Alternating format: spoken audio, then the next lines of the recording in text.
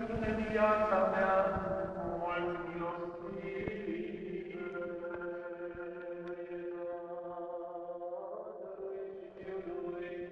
Și Sfântului Duh, acum și pururea și în veci și veci, roga, în pământ ne-am întors, în porunca cea sfântă a lui Dumnezeu, iar pe fiecare de pe pământ ne-am înălțat, curând stricăciunea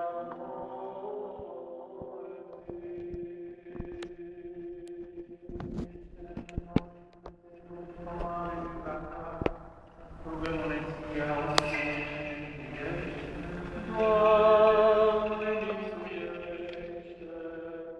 Doamne, miluiește! Doamne,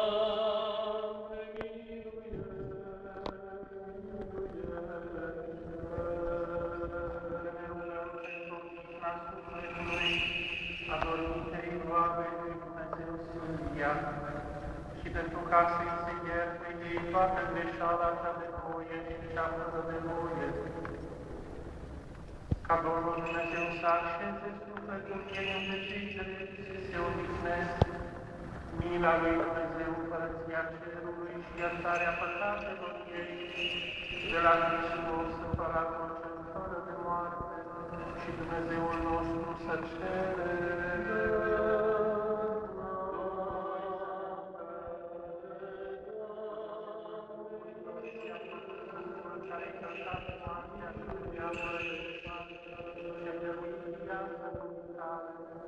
Însuți, Doamne, ucinește și sufletul anumite oameni tale sfântia, în locul minos, în cuvertează de odihna, de unde a fugit toată durerea, întristarea și susținarea, și orice greșeală a făcut ea cu lucrul sau cuvântul, ca un Dumnezeu bun și iubitor de oameni iară, că nu este om care să fie viu și să nu păcătuiască. Numai Tu singur ești fără de păcat. Dreptatea Ta este dreptate viață și cuvântul Tău rămâne adevărul.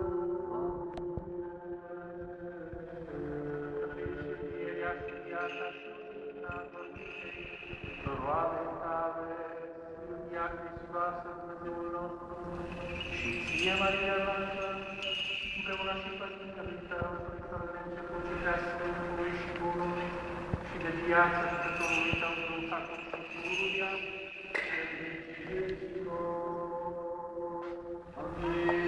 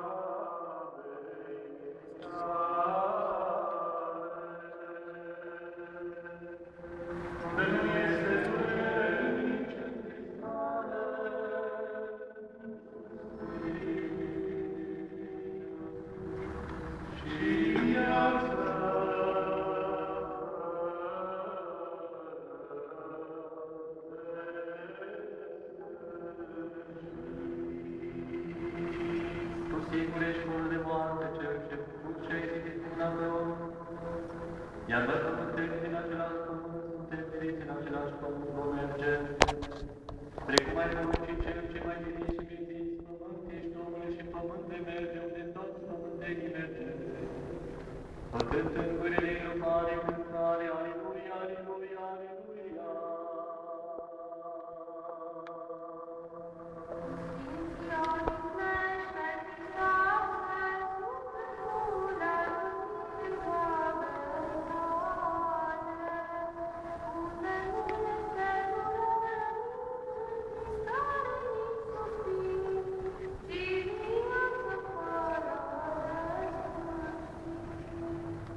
Trecem drept să ascultăm Sfânta Evanghelie în pace tuturor. Din Sfânta Evanghelie de la Ioan citire.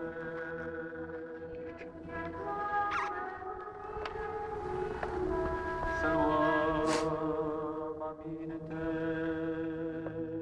zisa Domnul către iudeii care veniseră la dânsul. Adevărat, adevărat, zic vouă, cel ce ascultă cuvântul meu și crede în Cel care m-a trimis pe mine are viață veșnică. La judecată nu va veni, ci s-a mutat din moarte la viață. Adevărat, adevărat, zic vouă, că vine ceasul și acum este când morții vor auzi glasul Fiului lui Dumnezeu și cei care vor auzi vor învia. Căci precum Tatăl are viață în sine, așa i-a dat și Fiului să aibă viață în sine. Și i-a dat lui putere să facă judecată, pentru că este Fiul omului. Nu vă mirați de aceasta, că vine ceasul în care toți cei din morminte vor auzi glasul Lui și vor ieși cei ce au făcut cele bune spre învierea vieții, iar cei ce au făcut cele rele spre învierea sândei. Nu pot eu să fac de la mine nimic precum aud judec, dar judecata mea este dreaptă, pentru că nu caut voia mea, ci voia Tatălui meu care m-a trimis.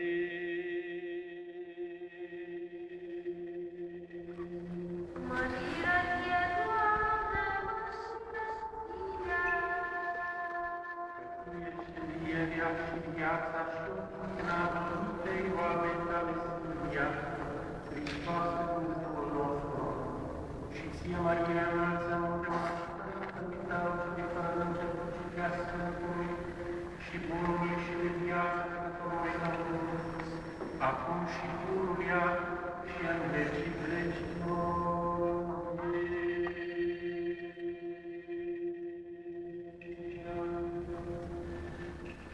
Prea îndurerată familie precucernice, Părinte, întristată asistență. Suntem în fața unei situații mai puțin obișnuite. Se întâmplă rar să facem o rugăciune de propor în absența celui care a murit. Dumnezeu să vă răsplătească acest efort și dragostea de copii. Am știut-o bine pe doamna Silvia și a avut întotdeauna puterea de a mă pune în situația să mă simt ocrotit de iubirea ei de mamă. Poate că, din punctul acesta de vedere, trăiesc o oarecare suferință și din această latură, simțind-o suficient de aproape pe dânsa în mod direct, dar și prin dumneavoastră. Acesta a fost și motivul pentru care am ținut neapărat să ajung la această rugăciune și îmi cer iertare de întârziere.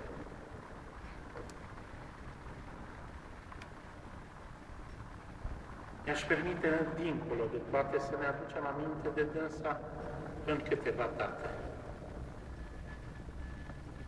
Doamna Silvia Șerban s-a născut în familia Floria în 18 aprilie 1930, în comuna Voiniceni, din părinții Samson și Maria.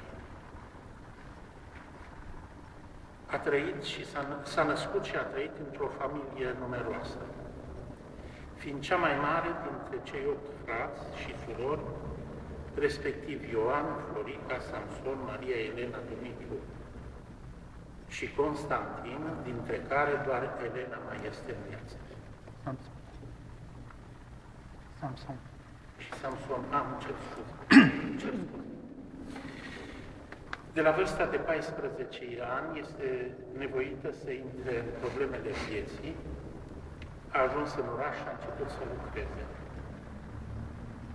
La împlinirea vârstei de 18 ani, încă neîmpliniți, și-a ajutat pe rând toți frații care au urmat-o și i-au cerut sprijin, fiind o a doua mamă pentru ei.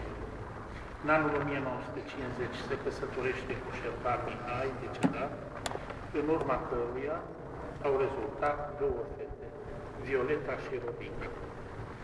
A lucrat din fragedă pruncie, însumând o vechime de peste 35 de ani de muncă. În anul 1986 beneficiază de pensie timp de 25 de ani.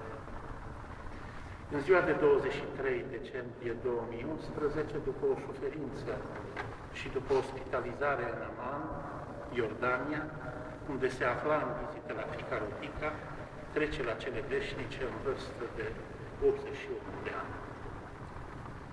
Și a rămas bun de la copiii Violeta cu familia din Târgu Mureș și soțul Gelu cu copiii Silvi și Bebe,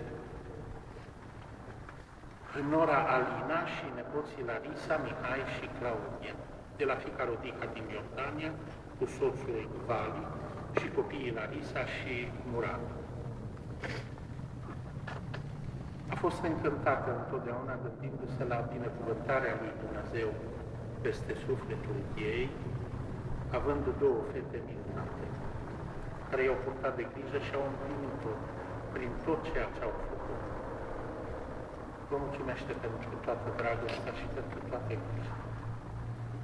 Își cere iertare dacă v-a necăjit cu ceva și vă roagă să-i dați cuvânt de iertare.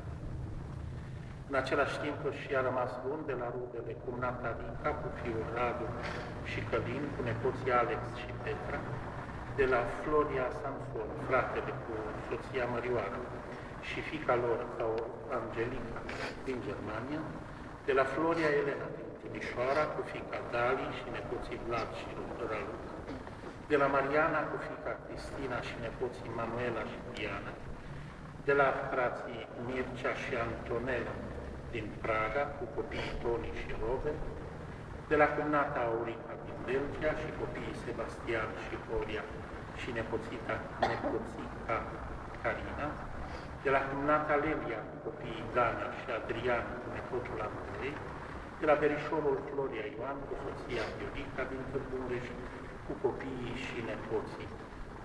Dumneavoastră ați format familia ei, în care s-a simțit întotdeauna bine, pentru care s-a jertfit și pentru care, ca răsplată, i-a suferit afectivitate și mulțumire. Vă mulțumește pentru toată bunătatea. Și vă roagă, dacă v-a greșit cu ceva, să-i dați cuvânt de iertare. La fel și-a rămas bun de la toți decilii din viața trandafirilor, în mijlocul cărora a trăit timp de 25 de ani, de la toate cunoștințele, de la foștii colegi de muncă și de la toți cei care, din binecuvântate pricini, nu au putut fi nominalizați sau amintiți aici. Rămâne să ne rugăm pentru odihna sufletului ei și să-i păstrăm amintirea atât încât mereu, raportându-ne la valorile pe care ea le-a reprezentat între noi, să putem să avem un exemplu de urmat și de admirat în același timp, pentru că de mică a fost întotdeauna un om bătrân la minte, la suflet și în modul lui de comportare și de raportare la cei care au înconjurat. Astăzi tragem nădejde că pentru că am știut că a trăit sufletul ei în ceruri, între sfinți, alături de îngeri, și că cel puțin atât cât v-a fost de folos cât a trăit în lumea aceasta, va fi de folos și de acolo cu rugăciune către Dumnezeu. Dumnezeu să vă mângâie, Dumnezeu să vă primească și să ne ajute Dumnezeu să trăim sub mai putem. Într-o fericită odihnă, veșnică pomenire fă, Doamne, sufletului adormitei roabei tale, Sfântia, și fă ei veșnică pomenire. Veșnică pomenire. Veșnică pomenire. Veșnică ei pomenire. Pomenirea ei neamă.